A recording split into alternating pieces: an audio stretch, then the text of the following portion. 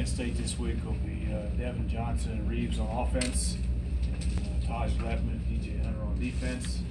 And of course, anytime again as you go on the road, you have great leadership in your entire team. So got a lot of guys that got to step up and do a great job in that role.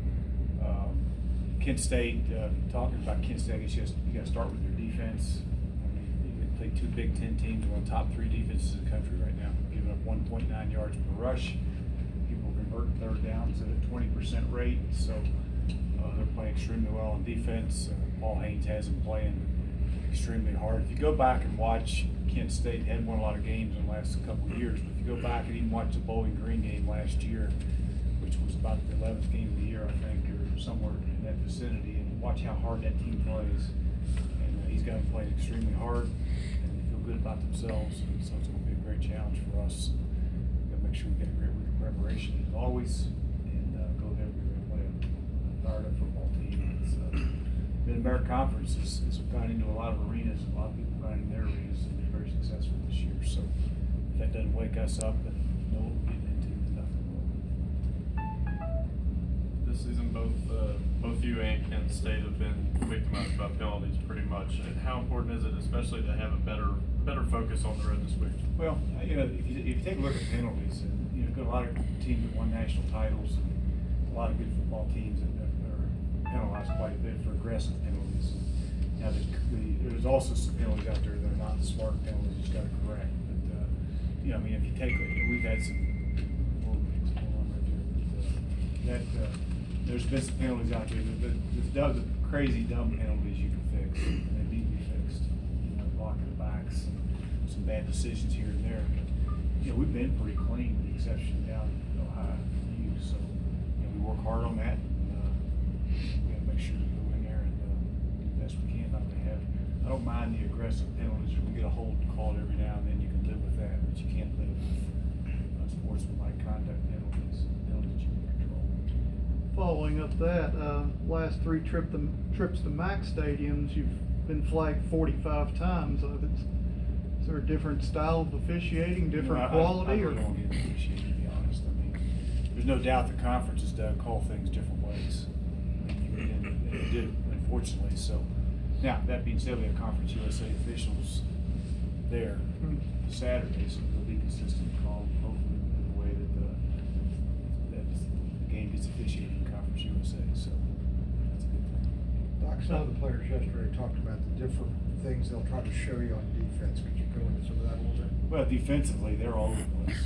I mean that in a positive way. I mean, they're very aggressive. They blitz you. They do an awful lot of blitzing and getting after it. They bring different players from a lot of different areas, and they play extremely hard. So you got to know where they're lined up. You got to identify them. They play a lot of 3-down stuff. They mix in some 4-down. There's some bear defenses and do a lot of different things. But they've played extremely well on defense. They got to Minnesota, who just about beat TCU and had a shot at winning that game. So it's important. Illinois was a little bit misleading. I think Illinois had the ball 10 to 11 times on Kent State's side of the 50. Position teams. We'll have our hands full of that defense. We got to do a good job this week of preparations to identify who they are. Yeah, I'm seeing on their depth chart they've got a Leo, might be a hybrid end quarterback or end linebacker, and an Apache, and sounds like they run a lot of multiple formations.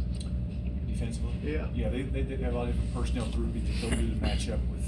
They do a good job of matching their personnel with your personnel groupings. So there's a lot of different, a little bit like us, as we get into our third down package, with our joker package and our nickel package, and they have different packages they use to match up against different personnel. So they do a good job. Your thoughts on the quarterback this week? Say it again. Your thoughts on the quarterback situation this week? Our quarterback situation, Litton right now is our starter. When Birdsong is able and ready to compete for that job, it'll be like any other job. He'll be able to compete for it. But we had to play today. He'll be our quarterback. I'm sure he'll run out there with our first group today. In terms of their offense, they put so many people out there, like 5 or 6 different receivers at a time, maybe, or on their depth chart, and running backs a lot as well. How does the put an onus on your defense to be aware of personnel out on the field at one point or Well, another? what we have to do is, our guys do a good job, our defensive coaches, knowing who their tailbacks are, who their receivers are, who their tight ends are. So, we identify their personnel by what actual positions run out on that field, whether it's a receiver, deep, whether it's a running back, or whether it's a tight end, the number of tight ends, the number of running backs, et cetera. So we'll match our defense up, against their personnel groupings and be able to do that. But you're right, they play 4 or 5 different running backs, they play about 8 different receivers, they play a couple different tight ends, so they're rolling a lot of different personnel in there. And they're playing some young kids, they're playing 4 or 5 freshmen in there, some of them are true freshmen. They took, if you take, for example, the Minnesota game, they took a shot with a true freshman, they ran reverse with a true freshman. So they're trying to get some playmakers I think they got some young freshmen that are playmakers and trying to get the ball in the games. And that Minnesota game was a close game, so it wasn't a situation, like they were trying to get the ball in the game, didn't really count. A lot of new kids out on the field this Saturday for you. Talk about their play and in-player interviews yesterday. A lot of the guys were just talking about next guy up mentality, and everybody really stepped up. Yeah, I think I mentioned last week, if you look around the number of key people that seems like there's more injuries this year than there's ever been. Not just all around the country, and that's what has to happen. I mean, you got to get guys that step up. I know Tom Collins went in and played really well, for Van Horn, and Addison on Saturday for us. And Dowry as a freshman is playing really well there at right guard. So if somebody goes down, somebody else has to go in and play. And so far, we've done a good job doing that. Kendall Gant stepping up big in the secondary. Yeah, I was glad to see that. He went in there and played for Taekwondo and played well. And it's great when you see a kid get the opportunity that that's why you never know in your numbers college if ever he could play. And so we've been able to, the last couple of years, play a lot of young kids and got into those situations and had a lot of guys get their feet wet a little bit on Saturday, and at some point in their year, Buck, is it